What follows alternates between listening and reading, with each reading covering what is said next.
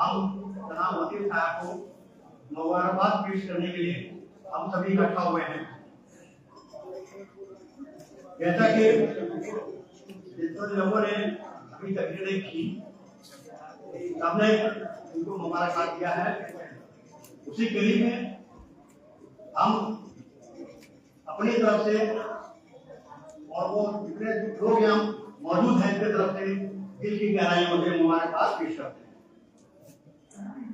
हम यहाँ इकट्ठा किस लिए हुए हैं, मैं चंद बातें अपनी तरफ से जो मेरे मन में है मैं कहना चाहता हूँ।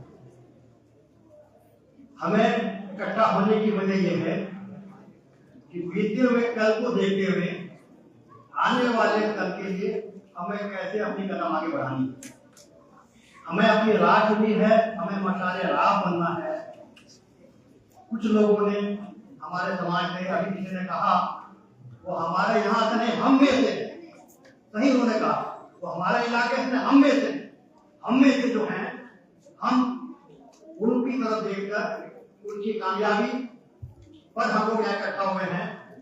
इस बात के लिए उन्हें मुबारकबाद पेश करें, न सिर्फ मुबारक पेश करें बल्कि हम अपने अगले मुस्तकबिल के लिए अपनी राह चुनें। और उनकी मेहनतों को, उनके सारे काविशों को लोगों ने बताया, उनमें से जो चीजें हमें आगे ले जाती है उस पर हमें काम करना है।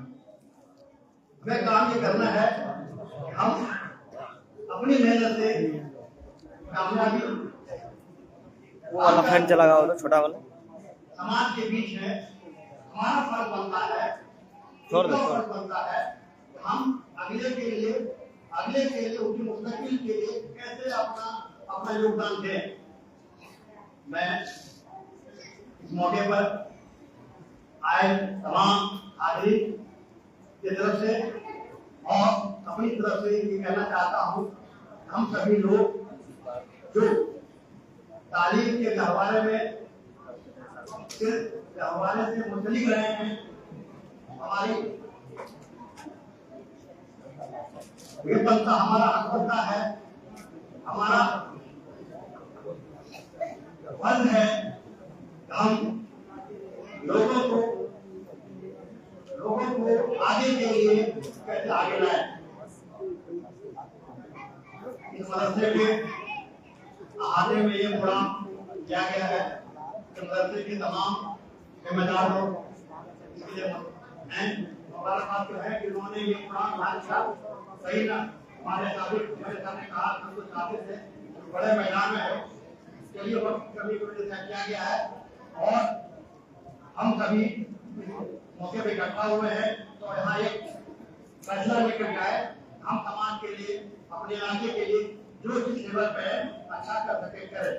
इसके साथ मैं दोबारा वकील साहब को सरकार के द्वारा इनकी अपनी मेहनत और अल्लाह का करम से इन्होंने जो मुकाम पाया है उसके लिए हम लोग अपने दिल की गहराइयों से मुबारक पेश करते हैं और उससे ये उम्मीद करते हैं वो हमें हमारे इलाके के लिए जरूरत पड़े अपने इस सर्विस के दौरान में करें।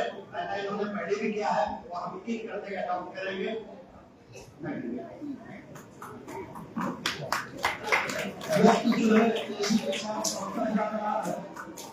और हम अपनी मुअज़्ज़ज़ मेहमान जनाब मोहतरम मोहम्मद वसीम अहमद साहब के बड़े भाई मौलाना शमीम साहब को आवाज दे, वो भी अपने चंद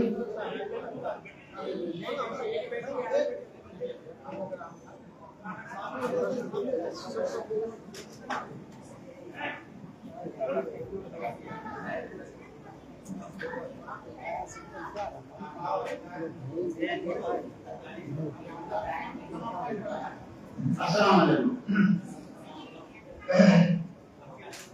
भाई। सबसे पहले तो मैं आपकी मंजूरी का शुक्र अदा करता हूँ कि लोगों ने बड़ी काफिले के साथ इस प्रोग्राम को रखा भाई है ना, और अगर जाना भाई है ना इनका भी बड़ा शुक्रिया है।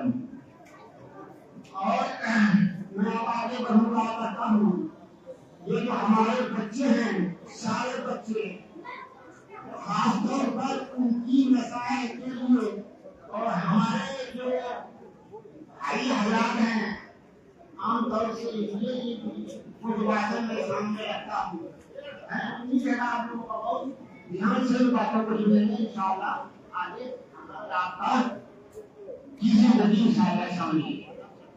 सबसे पहले मैं ये शेर आपके सामने रखता हूँ वो शेर मैंने किसी किताब में देखा था तो मेरे दिल को छा गया है। शेर है जन्नत और दोज़ख की बुकिंग ऑफिस है ये दुनिया। जन्नत और दोज़ख की बुकिंग ऑफिस है ये दुनिया। जो भी चाहे टिकट ले लो यहाँ जाने की ख्वाहिश है। ये शेर मेरे दिल को छा गया और सारे कुरान और हदीस का निचोड़ है इसमें। अगर आप शुरू से 2 घंटा 3 दिन अगर आप बयान करेंगे तो निचोड़ आपका यही पहुंचेगा। तो पहले ये हमारे बच्चे जो आएंगे के लिए बाद में रोशनी का दौर है ना, इसके लिए मैं ये कहना चाहता हूँ कि भाई हमारी अपनी मेहनत के पीछे मेरी मुस्तकबिल छुपी हुई है। हम जितनी मेहनत करेंगे हमको आने वाली अय्यामी आने वाले दिनों में हमको इसका फल इंशाअल्लाह जरूर मिलेगा। अब हम थोड़ा सा अपने आबा अजदाद की तरफ जाते हैं कि हमको कहाँ से भाई देखिए मेरी उम्र 64 साल तकरीबन है। 64 मेरे उनके बहुत से भाई आपको 4 साल का लोग देखिए है और बाकी वो लोग हैं जिनकी आम बात में खुली है वो उस दिन ये नहीं जब दुनिया समझे ना हरा नजर आया तब उनकी आँख खुली। अपने उनकी आँख खुली है जब दुनिया तारीख थी उस वक्त में मेरे वालिद साहब नाश्ता खाने निकलते थे। मैं भी मदरसा जाता था पढ़ने के लिए। वो आगे निकलते थे और पीछे में अम्मी आवाज देती थी अब्बा को रोको चाय पी लें। आवाज देते थे अब्बा चाय बन गई है वहीं से हाथ देते थे बेटा टाइम नहीं उनकी जिंदगी का वो मैंने सुना कि जो बड़े होते हैं बड़े ये छाप छोड़ जाते हैं बच्चों पर। बड़े ये छाप छोड़ जाते हैं बच्चों पर तो उनकी जिंदगी के ये बहुत बड़ा सबक है। हमारे वालिद साहब कन्या का इम्तिहान दिए थे बस हमें ये पढ़ाई टाइम होता पढ़ाई का मदरसा के आगे लगे मदरसे मैं से 2-4 दिन पढ़ी है माया का तो और अन्य वक्त में यहाँ से किए पहुँचने के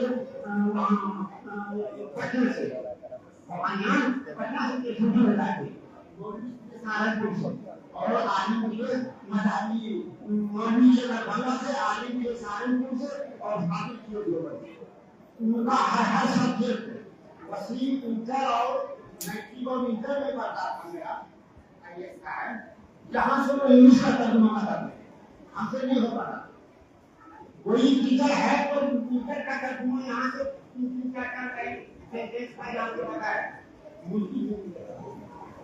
तो ऐसे सारे सब्जेक्ट उनके ऐसे 3000 काटते थे वो हिसाब में 3000 अभी के बहुत सारे हिसाब में वही अगर काटते हैं हमारे वाले साहब का हम करते 3000 का 3000 हम लोग भी इंतजाम में पड़े और हमारे पास सामने पड़े तो आजू बाजू में बनाने पड़ेगा सरकारी बड़ा सियासत जो पैसा काम मुझे का हमारा काम भी होगा आप से कुछ और के हम लोग पढ़े हैं 3000 काटते थे अभी उनके वक्त में जो महसूस थे अल्लाह उनको जमीन नसीब करे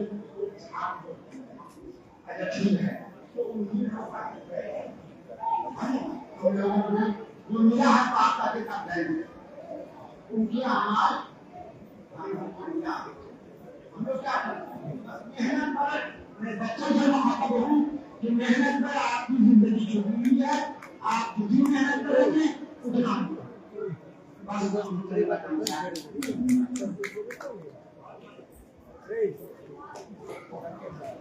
अब मैं जनाब शाही साहब को आवाज दे रहा हूँ, जल्दी से आप तशरीफ लाएं। और वक्त बहुत कम रह गया है, लेकिन चूंकि आपको आवाज देना जरूरी है, इसलिए आप भी अपनी चंद बातों को पेश करें।